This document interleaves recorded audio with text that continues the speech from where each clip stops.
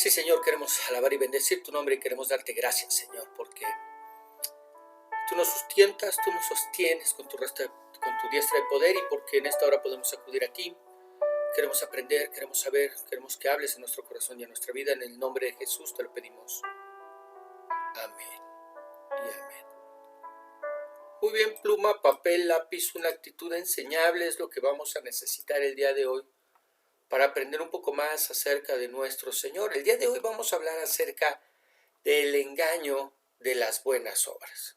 Nuestro pasaje se encuentra en Efesios capítulo 2, verso 8, que dice: porque por gracia sois salvos por medio de la fe, y esto no de vosotros, pues es don de Dios, no por obras, para que nadie se gloríe.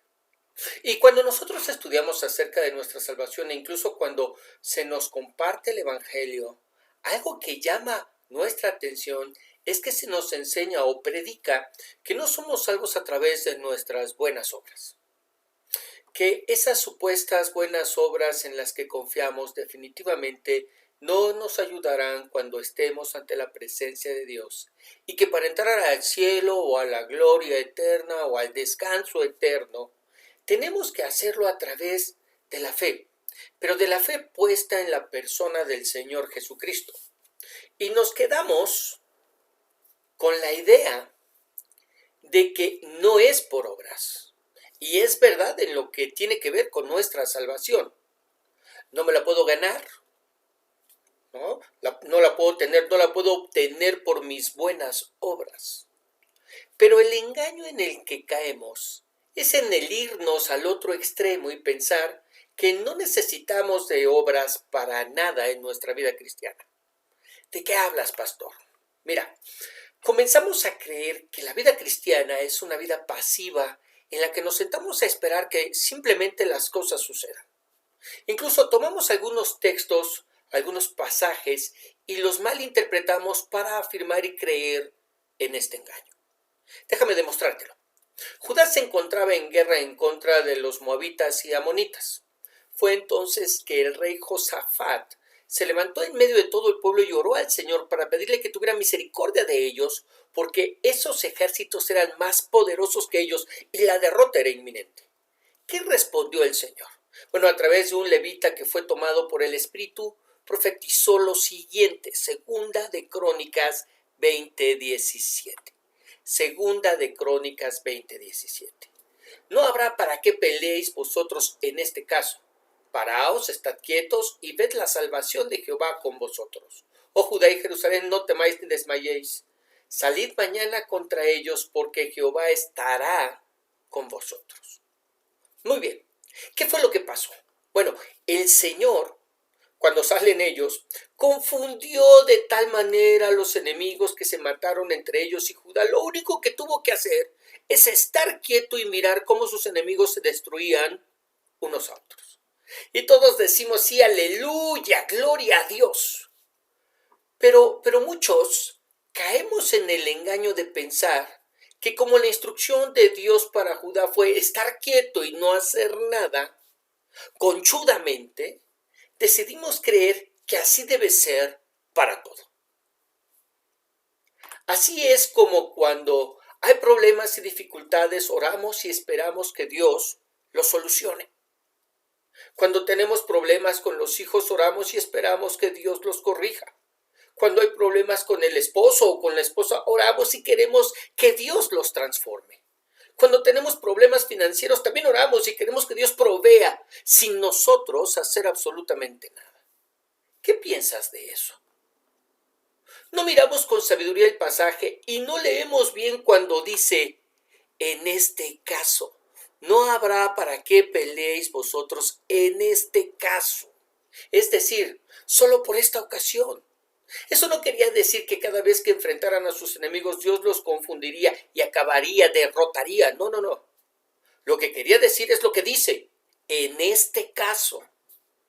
¿Qué tuvieron que hacer en los demás casos en los que fueron atacados? Pues salir y pelear, preparar sus ejércitos, preparar sus espadas, sus lanzas, sus carros de guerra y salir y enfrentar a los enemigos. Ciertamente buscar la dirección y la ayuda de Dios, pero salir y enfrentar a los enemigos. Ahora, ¿qué debemos hacer con los problemas que tenemos con los hijos? Ciertamente necesitamos orar, pedirle al Señor que obre en las vidas y en los corazones de los hijos, pero también pedirle dirección y ayuda para lo que nosotros como padres debemos hacer con ellos. La manera en que debemos hablarles, cómo acercarnos a ellos, las reglas que debemos establecer, si debemos establecer horarios, el uso de los medios electrónicos, cómo corregirlos en amor, en fin, cosas que necesitamos preguntarle a Dios, pero que necesitamos hacer, no solamente preguntarle a Dios, no solamente llenarnos de información, no solamente leer libros acerca de cómo tratar con nuestros hijos, cómo hablarles, sino que necesitamos hacerlo. ¿Ok? ¿Qué debemos hacer con los problemas económicos que tenemos, con esos problemas económicos que enfrentamos, sobre todo hoy en día?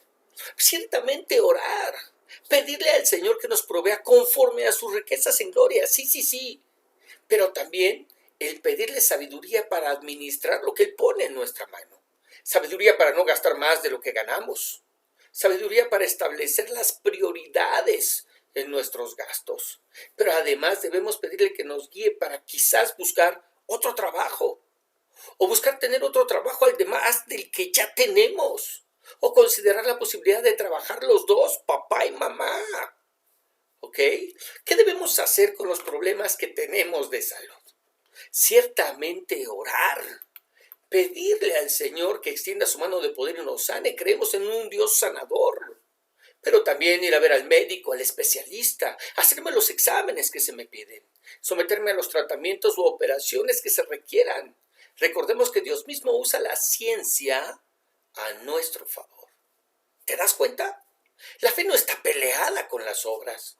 Por el contrario, la fe y las obras pueden caminar de la mano y ayudarnos a salir adelante. Creemos en el poder de Dios, pero también creemos en la soberanía de Dios, en un Dios que puede usar los medios que están a nuestro alrededor para actuar, para obrar. Mire, quiero que piense, por favor, en una de las historias más compartidas en nuestras escuelas dominicales a los niños. La historia de, sí, efectivamente, la historia de David y Goliat. ¿La conoce?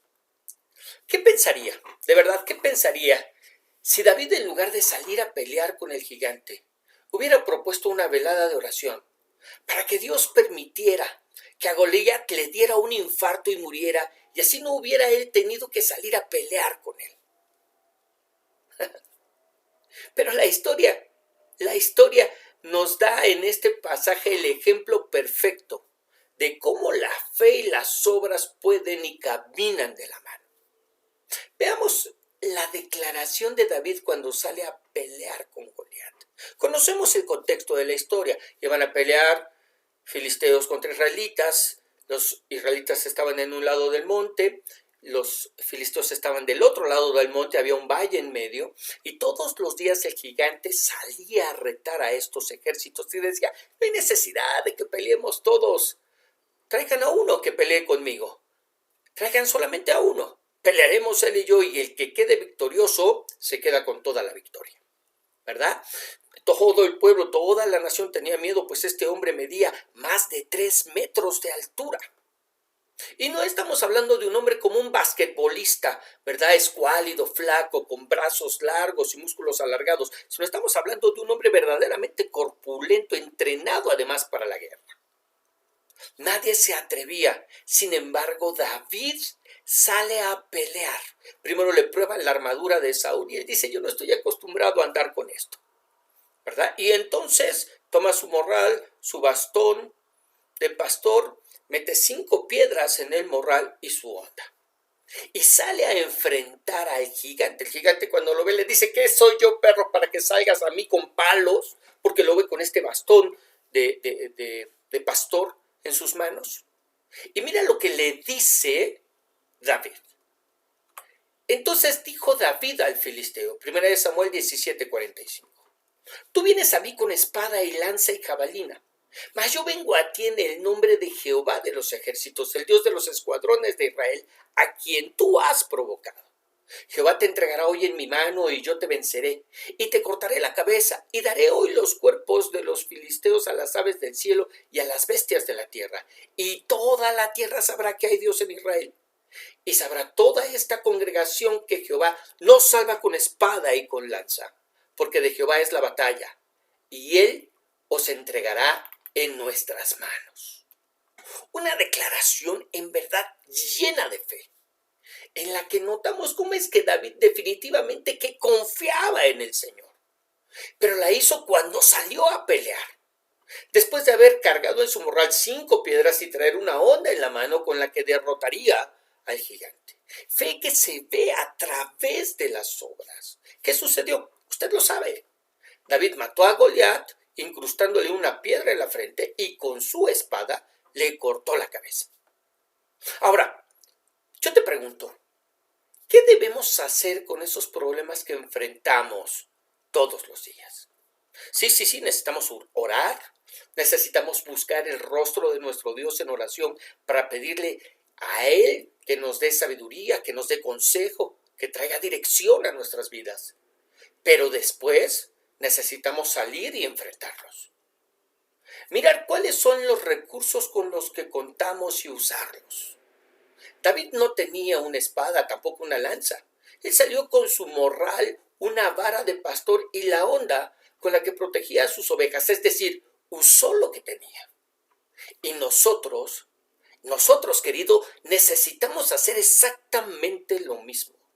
Actuar, hacer, no cruzarnos de brazos y utilizar lo que tenemos a la mano. Dios así nos lo enseña a través de David, pero también nos lo enseña a través de otro de los grandes hombres de la fe que conocemos. ¿De quién vamos a hablar ahora? Hablaremos de Moisés. Cuando lo llamó, le preguntó qué es lo que tenía en la mano, a lo que Moisés respondió que tenía su vara de pastor, otro pastor que es llamado para servir al Señor. Fíjese, Éxodo 4.1, que dice: entonces Moisés respondió diciendo: he aquí que ellos no me creerán ni oirán mi voz, porque dirán: no te ha aparecido Jehová. Y Jehová dijo: ¿qué es lo que tienes en tu mano? Y él respondió: una vara. ¿Qué es lo que tenía en su mano? Una vara. ¿Qué es lo que Moisés usó para traer las plagas a Egipto? Su vara. Lo que nos enseña que Dios usa, que Dios utiliza, que Dios da utilidad a lo que tenemos. Así que en medio de esas situaciones difíciles que enfrentamos, quizás lo primero que deberías preguntarte es: ¿qué es lo que tengo para enfrentar esta situación? ¿Cuáles son los recursos con los que contamos? Y sin importar si son pocos o muchos, orarle a Dios y pedirle que nos dé dirección para saber lo que tenemos que hacer con esos recursos para enfrentar nuestros problemas. Y no te desanimes en verdad si consideras que son pocos, porque el Señor es especialista en hacer de lo poco mucho. Recuerda que lo poco en las manos de nuestro Dios se hace suficiente.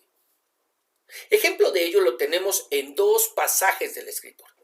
El primero nos habla de la manera en que el Señor alimenta a su siervo el profeta a través de un poco de harina y aceite, que era lo último que tenía una viuda. Te llevo a él, Primera de Reyes, capítulo 17, verso 13. Primera de Reyes, capítulo 17, verso 13. Eran tiempos difíciles. Elías había orado para que no lloviera durante 3 años y medio. ¿Ok? Y Elías le dijo: era un tiempo de escasez, era un tiempo de necesidad. Y Elías le habla a esta mujer y le dice: no tengas temor, ve, haz como has dicho, pero hazme a mí primero de ello una pequeña torta cocida debajo de la ceniza y tráemela, y después harás para ti y para tu hijo. Esta mujer lo único que tenía era un poco de aceite y un poco de harina, y estaba a punto de hacer una torta para que comieran ella y su hijo y después dejarse morir. Pero fíjate lo que le dice el profeta: haz como has dicho, pero primero hazme a mí una torta y después haz una para ti y para tu hijo. Verso 14, porque Jehová, Dios de Israel, ha dicho así: la harina de la tinaja no escaseará, ni el aceite de la vasija disminuirá, hasta el día en que Jehová haga llover sobre la faz de la tierra. Entonces ella fue e hizo como le dijo Elías, y comió él y ella y su casa muchos días. ¿Qué fue lo que pasó? ¿Qué fue lo que sucedió con eso poco? Fue suficiente para alimentar al profeta, pero no solamente al profeta, sino también a la viuda y su hijo por muchos días. Y lo mismo, exactamente lo mismo hizo Dios con otra viuda a la que el marido, además de morirse, la dejó con deudas hasta el cuello. Ella fue a ver al profeta y éste le dijo, vamos a ver otro pasaje, Segunda de Reyes, capítulo 4, verso 2. Segunda de Reyes, capítulo 4, verso 2. Y Eliseo le dijo, ¿qué te haré yo? Declárame qué tienes en casa. Y ella dijo, tu sierva ninguna cosa tiene en casa sino una vasija de aceite. ¿Qué es lo que tienes en la mano? ¿Qué es? ¿Cuáles son los recursos con los que cuentas? Y ella dice, pues no tengo en casa nada más que una vasija de aceite. Él le dijo, ve y pide para ti vasijas prestadas de todos tus vecinos, vasijas vacías, no pocas. Entra luego y enciérrate tú y tus hijos y echa en todas las vasijas, y cuando una esté llena, ponla aparte. Y se fue la mujer y cerró la puerta, encerrándose ella y sus hijos. Ellos le traían las vasijas y ella echaba del aceite. Cuando las vasijas estuvieron llenas, dijo a un hijo suyo, tráeme aún otras vasijas. Y él le dijo, no hay más vasijas. Entonces cesó el aceite. Vino ella luego y lo contó al varón de Dios, el cual dijo, ve y vende el aceite y paga a tus acreedores, y tú y tus hijos vivid de lo que quede. Eliseo no le dijo a la viuda que iban a orar para que el acreedor se muriera y con él la deuda. No, no, no. Tampoco le dijo que iban a orar para que se olvidara de ella y se olvidara de la deuda que tenía con ella. O como algunos hermanos que oran para que el sistema de los bancos o tiendas en las que sufran algún problema que los libere de la deuda, ¿verdad? Tampoco. ¿Qué le preguntó el profeta? ¿Qué tienes en casa? ¿Qué es lo que tienes en casa? Le mandó pedir vasijas y llenarlas, además, después de que esta mujer le hubo declarado que lo que tenía era aceite, ¿verdad? Y en tercer lugar, la mandó a trabajar, vendiendo el aceite para pagar la deuda y después vivir del resto. Esto para aquellos que piensan que la mujer no debe trabajar, ¿verdad? Fe que se ve a través de las obras.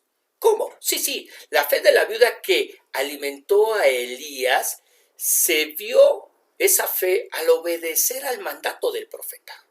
Creerle de tal manera que lo primero que hizo fue la torta de pan para él y luego hizo para ella y su hijo, y ver cómo ni el aceite ni la harina se acababan. Y la fe de la viuda endeudada, al obedecer a lo que Eliseo le había mandado, de pedir vasijas prestadas y llenarlas hasta que se acabaron las vasijas. En ambos casos seguimos viendo cómo la fe y las obras caminan de la mano. En el ministerio del Señor Jesucristo también lo vimos. Tenemos el ejemplo del hombre que era ciego, al que el Señor sanó primero untándole lodo en los ojos y al que mandó a lavarse al estanque de Siloé. ¿Qué fue lo que pasó? Vamos a verlo, Juan capítulo 9, verso 6. Juan capítulo 9, verso 6. Dicho esto, escupió en tierra e hizo lodo con la saliva y untó con el lodo los ojos del ciego. Y le dijo, ve a lavarte en el estanque de Siloé, que traducido es enviado. Fue entonces y se lavó y regresó viendo. ¿Ok? Un ciego se presenta delante del Señor como muchos ciegos y muchos enfermos que había en Israel. Y a diferencia de otros milagros que había hecho sanando ciegos, con este lo que hace es hace lodo con su saliva y lo unta en sus ojos y le da una orden, ve y lávate en el estanque de Siloé. ¿Qué hubiera pasado si el ciego no obedece a la orden, no obedece a la instrucción dada por el Señor? Bueno, con toda seguridad no hubiera sanado. ¿Dónde vemos la fe de este hombre? Bueno, la miramos en el obedecer e ir y lavarse en el estanque que se le había ordenado que lo hiciera. No fue a otro, no se limpió por su cuenta, sino que obedeció al mandato, a la orden del Señor. ¿Y qué es lo que esto nos enseña? Bueno, ciertamente que la fe y las obras vienen de la mano. Pero también que si vamos a preguntarle a Dios, si vamos a preguntarle al Señor qué hacer, lo hacemos para obedecer a la instrucción, lo hacemos para obedecer a la guía, al mandato que nos dé. ¿Por qué lo digo? Porque cuántas veces no hemos visto a los hermanos orar, pedirle al Señor que les dé guía, dirección. Dios les habla ya sea a través de la palabra misma cuando están leyendo o a través de una prédica o a través de una consejería, y como no les gustó el consejo de Dios, no lo hacen. Y luego se están quejando de que Dios no los ayuda, que el Señor no los escucha, que el Señor no los atiende. Y claro, de verdad, claro que en la Biblia tenemos un ejemplo precisamente de esto. Después de que murió Salomón, ascendió al trono su hijo Roboam, quien a diferencia de Salomón no era tan sabio, no era tan brillante, pero tenía consejeros que sí lo eran y que habían estado con su padre. Así fue como consultó con ellos acerca de una petición que el pueblo le había hecho. Vamos a ver la historia.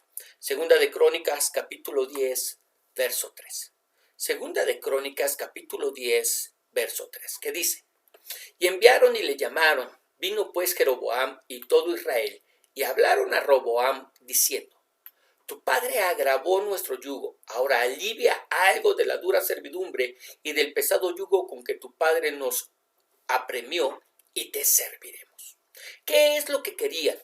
Querían que el yugo, querían que la carga de trabajo, querían que los impuestos, ¿verdad?, bajaran un poco, y de esta manera seguirían sirviéndole. ¿Ok? ¿Qué fue lo que él les dijo? Verso 5. Volved a mí de aquí a 3 días. Y el pueblo se fue. Entonces el rey Roboam tomó consejo de los ancianos, que habían estado delante de Salomón su padre cuando vivía, y les dijo: ¿Cómo aconsejáis vosotros que responda a este pueblo?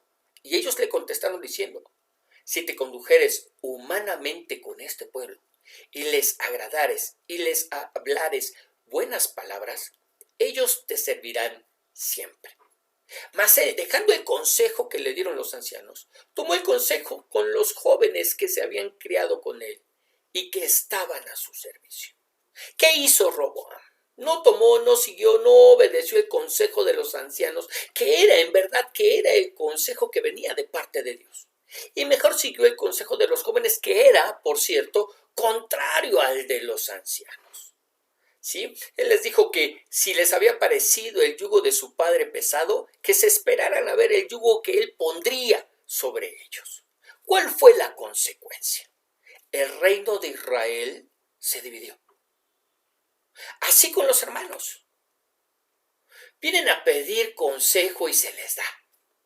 Pero luego se van y hacen lo que la gana se les da, o lo que la sabia de la comadre o el sabio del compadre les aconseja. Y cuando las cosas no les resultan, entonces se enojan con Dios y lo culpan de no haberlos detenido. Culpan a Dios por el fulano que solamente se aprovechó de ellas. Culpan a Dios por el negocio que no les salió. Culpan a Dios por el matrimonio que sigue igual que siempre. Culpan a Dios porque los despidieron. Culpan a Dios por la situación en la que están viviendo, y que a pesar de que se les dio el consejo y que ellos no quisieron seguir, la situación sigue igual o se ha empeorado. Y siguen culpando a Dios y a los demás de que las cosas no les resultan. De manera que el llamado de Dios para nuestras vidas, en verdad el llamado de Dios para nuestras vidas es: no nos dejemos engañar. Ciertamente las buenas obras no nos dan salvación, pero la fe y las obras sí caminan de la mano. Así que si enfrentas problemas y dificultades, ora a Dios para pedirle guía, dirección, ayuda, y enfrenta esos problemas con los recursos que tienes en tu mano. Y en segundo lugar, si vas a pedirle a Dios consejo, que sea para seguirlo, que sea para obedecerlo, para llevarlo a cabo. Porque fe que se ve es hacerlo, no solo saberlo. Porque fe que se ve es hacerlo, no solo saberlo. Muy bien, Ahí en tu lugar te voy a pedir que inclines tu rostro, cierres tus ojos. Vamos a orar.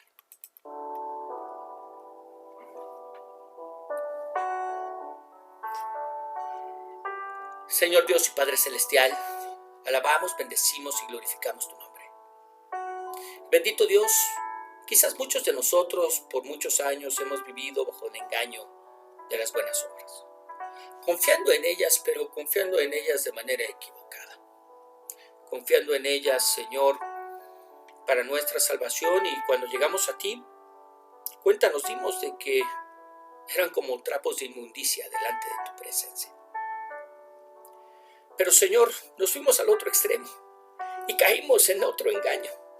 El engaño de creer que ahora como creyentes no necesitamos hacer nada más que levantar nuestra voz en oración. Y que todo lo que queramos nos será hecho. Dios, el día de hoy nos has enseñado cómo efectivamente se hace necesario que levantemos nuestra voz en oración. Que busquemos tu rostro. Que busquemos tu ayuda, tu guía, tu dirección, tu presencia sobre nuestras vidas. Pero que también se hace necesario que obremos, que actuemos, que no nos crucemos de brazos, sino que por el contrario, nos pongamos a trabajar, pongamos manos a la obra. Señor eterno, en el nombre de Jesús, quita todo engaño de en medio de nuestras vidas y de en medio de nuestros corazones. Que podamos entender que cuando buscamos tu consejo es para seguirlo, no solamente para saberlo. Oh Dios, vivimos en medio de una sociedad tan informada, pero que sabe mucho y hace muy poco de lo que sabe. Señor, líbranos. Líbranos de saber y conocer tu consejo, pero no seguirlo, no llevarlo a cabo. Que no seamos como Roboam, Señor, porque muchos así somos. Tenemos mucho conocimiento, vamos, preguntamos, sabemos, conocemos, pero finalmente hacemos lo que queremos. Dios, en el nombre de Jesús, te alabamos y te bendecimos y te damos gracias. Y te pedimos, Señor, que sigas tú obrando en nuestro corazón y en nuestras vidas. En el nombre de Jesús. Amén.